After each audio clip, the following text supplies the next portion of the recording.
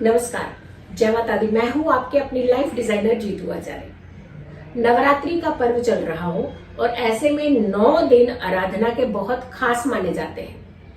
हमें क्या करना चाहिए, क्या नहीं करना चाहिए, क्योंकि ये चैत्र नवरात्रि के साथ ही नया संवत हिंदी कैलेंडर का 2080 संवत भी शुरू हुआ।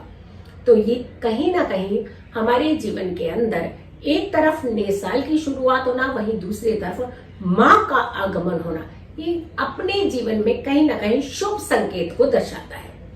तो हमें कौन सी ऐसी चीजें हैं जो नहीं करनी चाहिए, और खास करके नवरात्रि 9 दिनों के दौरान। खास करके हम लोग ज्यादातर अपने घर में घट स्थापना करते हैं, कलश स्थापना करते हैं। तो कलश स्थापना जिन्होंने अपने घर में की है, उन्हें खास करके बहुत ध्यान रखने की जरूरत है। व्रती को खास करके बहुत चीजों का ध्यान रखने की जरूरत होती है। और इसके अलावा इनफैक्ट हम तो ये कहें कि हर माँ के भक्त को खास करके कुछ चीजों में सावधानियां रखनी चाहिए। सबसे पहले तो ये कहा जाता है कि घर के अंदर कोई भी तामसिक फूड नहीं होना चाहिए, यानी किसी भी तरीके का घर में लहसुन प्याज नहीं होना चाहिए अगर आप अपने घर में व्रत करते हैं। जैसे बहुत सारे लोग होते हैं कि एक व्यक्ति व्रत करता है लेकिन बाकी सब लोग जो है तामसिक भोजन खा रहे होते हैं, तो ऐसा नहीं होना चाहिए। व्रती चाहे एक है, उसका प्रभाव जो है पूरे घर के अंदर हर सदस्य के ऊपर रहता है। और कोई भी व्यक्ति, घर का सदस्य स्पेशली, सिर्फ अपने लिए तो कुछ नहीं मांगता ना, वो तो पूरे परिवार के सुख की कामना करता है। तो ध्यान रखना चाहिए, कभी भी तामसिक चीजों को घर के अंदर बाकी लोगों को भी नहीं खानी चाहिए, अगर किसी ने भी आपके घर में घट स्थापना की है या फिर व्रत किए है। तो पहला प्रिकॉशन ये। दूसरा, अगर आप अखंड ज्योत जलाते हैं, अपने घर में अखंड दीपक जलाना बहुत शुभ माना जाता है नवरात्रि 9 रात्रियों में। और पूरी रात्रि में ही खास करके पूजा का विधि विधान होता है नवरात्रि के दौरान। तो आपने एक चीज का ध्यान रखना है कि अपने घर का दरवाजा बंद करके कहीं नहीं जाना है। यानी घर का दरवाजा तो बंद करके ही जाएंगे, लेकिन घर का दरवाजा मीन्स सारे सदस्य चले जाते हैं कई बार हम लोग बाहर घूमने के लिए। तो ये ध्यान रखिएगा कि सभी सदस्यों को नहीं, एटलीस्ट घर के अंदर एक व्यक्ति जरूर होना चाहिए। घर खुला रखना है, घर का दरवाजा पूरा बंद करके नहीं जाना है, सब लोगों को बाहर नहीं जाना है। कोई सदस्य एक घर के अंदर रहना जरूरी होता है।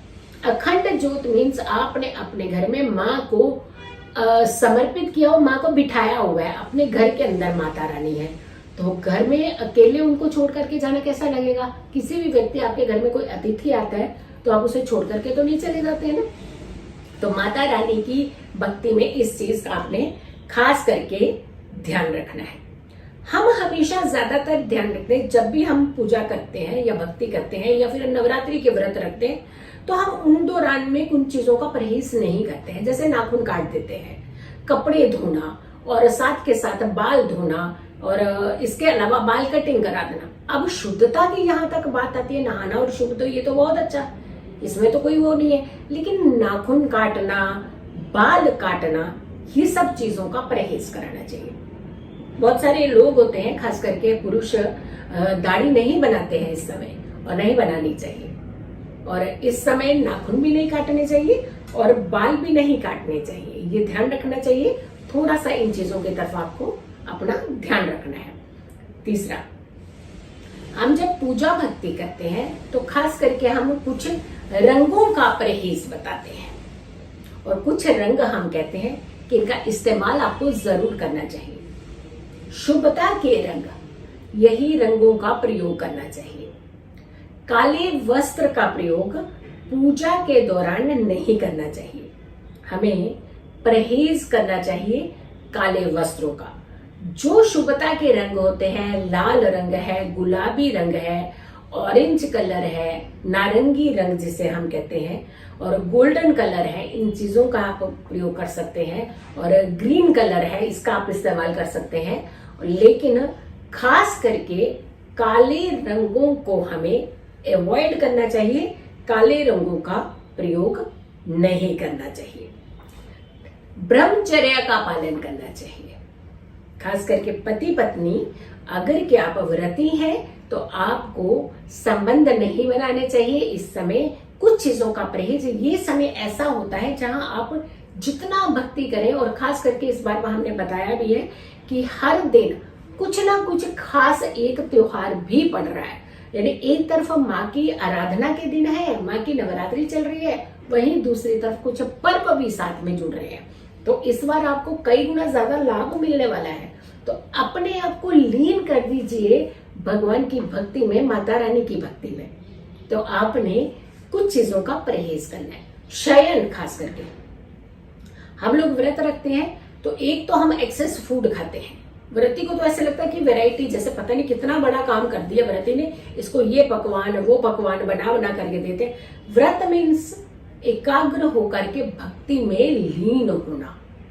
जैसे हम एक्सेस फूड खाते हैं तो हम लेथार्जिक होने लगते हैं, लेकिन जब हम एक लिमिट का फूड खाते हैं तो हमारे अंदर एक अलग ही एनर्जी और ऊर्जा रहती है। हम ढीले नहीं होते, सुस्त नहीं होते हैं। तो भक्ति आपको वो एनर्जी देगी जिससे आपका पूरा साल बहुत अच्छा रहता है। और वैसे भी ये संवत शुरू हुआ और साथ के साथ चैत्र नवरात्रि, तो ये योग ही बहुत अच्छा विलक्षण योग है। तो इसमें आप एक्सेस फूड ना खा करके, वेराइटीज ऑफ फूड ना खा करके, अगर आप फलाहार व्रत रखते हैं या फिर अगर आप फलाहार के साथ साथ अगर आप कुछ पकवान टाइप के लेते भी हैं, जैसे आलू है, कुट्टू का आटा का आप प्रयोग करते हैं, अगर आप ले रही है तो उसकी भी एक लिमिटेशन बांधिए कि वंस अ डे, यानी पूरे दिन में सिर्फ एक बार का भोजन कीजिए। ऐसा नहीं कि सुबह भी खूब सारा खा लिया, दोपहर में भी खा लिया, रात्रि में भी खा लिया और उसके बाद हमने सो गए, यानी भक्ति हमारी होगी, नवरात्रि माँ प्रसन्न होगी।